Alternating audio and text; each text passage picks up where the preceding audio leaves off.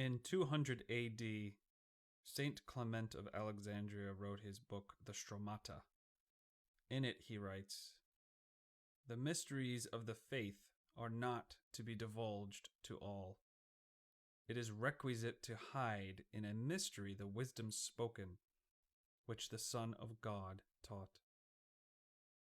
Here, Saint Clement is pointing towards the topic of our course, esoteric Christianity. The word esoteric has the root eso, which means interior or within, and esoteric, coming from the Greek word esoterikos, means something intended to be revealed only to the initiates of a certain group, something understood or meant for only the select few who have a special knowledge or interest. Saint Clement is telling us that there are mysteries within the Christian doctrine, and they're not normally exposed unless you've had some type of special teaching. And we can find within the New Testament what Jesus states about the mysteries. In Matthew 13, it's written, "And the disciples came and said to him," Jesus, "Why do you speak to them in parables?" He answered and said to them, "Because it has been given to you to know the mysteries of the kingdom of heaven, but to them it has not been given." Normally, everybody seems to think that these mysteries are exposed by some simple reading of the Bible. But actually, the word itself, mystery, mysterion in Greek, means something secret.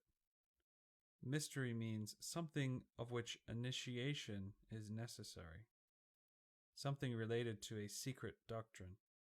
It comes from the mustes, the word mustes, meaning one who is initiated. So Saint Clement is telling us that there are those who are initiated and they can understand the mysteries.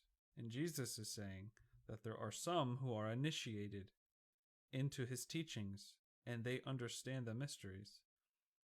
But for those who are not initiated, what they understand is something else. They understand it at their own level. This is the power of the parable.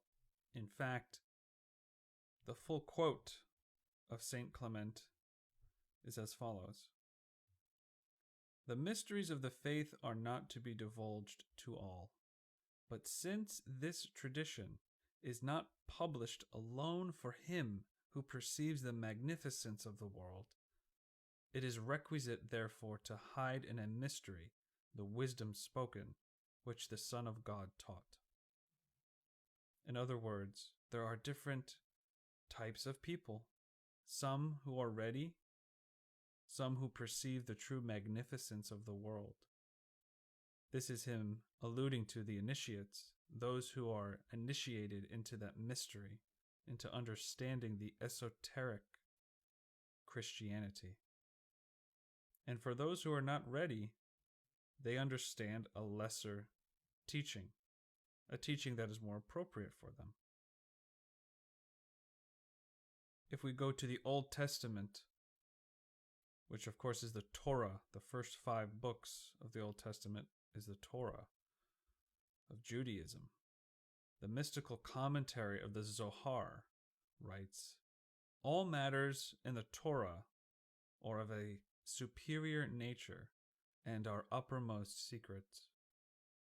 Woe to those wicked who say that the Torah is merely a story and nothing more, for they look at the dress and no further." So the mysterious, initiated, or esoteric doctrine of Christianity finds its roots in the Old Testament, which also has an esoteric doctrine. St. Paul in the 1 Corinthians 3 says, "And I, brethren, could not speak to you as to spiritual people, but as to carnal, as to babes in Christ. I fed you with milk and not with solid food or meat, for until now you were not able to receive it, and even now you are still not able. During this time, it was very important to keep those who are not prepared for the esoteric doctrine, to give them a teaching which would help prepare them. And for those who were prepared, it was very important to give them that same inner esoteric doctrine that we have been speaking about. And the very beautiful nature of the Bible and many other scriptures is that both of those teachings are within the same books, within the same scriptures. And as Jesus states, those who have ears to hear it and eyes to see it, they see the level of the teaching which they can comprehend. And as Paul states, some are not ready for the meat. They're not ready for the solid food. They're ready for the milk. So this is the way it has been for a long time. Unfortunately, the modern forms of Christianity that are very popular and prevalent deny an esoteric aspect to Christianity. And just as the Zohar has stated, what happens is that they inherit only the cloak, only the outer dress of the teachings, which are good for a certain level, but they never have, or somehow, through some series of events, lost the inner doctrine, the esoteric doctrine, the esoteric form of Christianity. Without the esoteric level of the teachings, the tradition as a whole suffers an incoherence. If you literally read the Bible, you'll find all sorts of contradictions. For someone who critically analyzes that, if there's no inner teaching, then all that can be seen is something that contradicts itself, or something that appears superficial.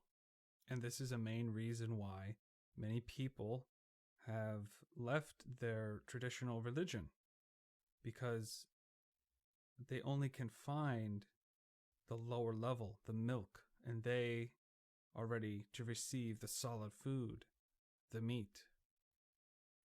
There are good, legitimate reasons to have an inner doctrine. But today, things have obviously changed quite a bit from 2,000 years ago. Today, we live in an age of information. For today, it is more important to set that information correct, because not everybody who states that they have the inner teachings legitimately has them.